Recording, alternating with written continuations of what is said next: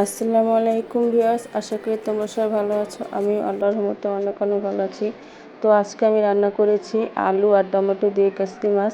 তো কাসকি মাছটা এত মজা হয়েছে, ভাবলাম তোমাদের সাথে শেয়ার করি। তো পুরোটা ভিডিও দেখো আর আমার সাথে থেকো।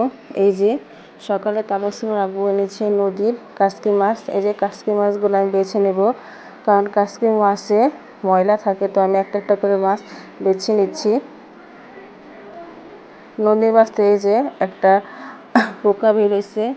তো মাছগুলো ভালো করে বেছে নিয়েছি। এখন কড়াই বসিয়ে দিয়েছি।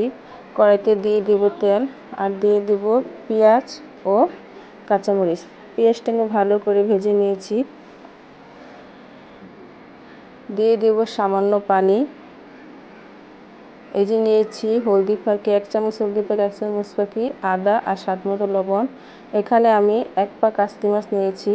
তো তোমরা যদি আধা কেজি মাছ নাও তো একটু মশলা বাড়িয়ে দেবে। এই যে আমার মশলাটা কষানো হয়ে গেছে। এখন দিয়ে দেব একটা কুচানো আলু। আলুটা আমি ভালো করে কষিয়ে নিয়েছি।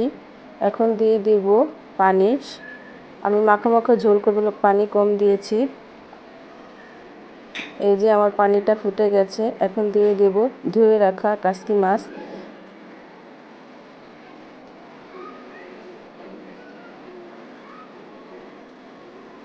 এখন দিয়ে দিব টমেটো।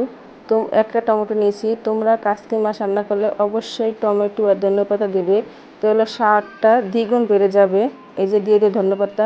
ভিডিওটা ভালো লাগলে লাইক, কমেন্ট, শেয়ার ও সাবস্ক্রাইব করে দিবে আর আমার পাশে থাকবো।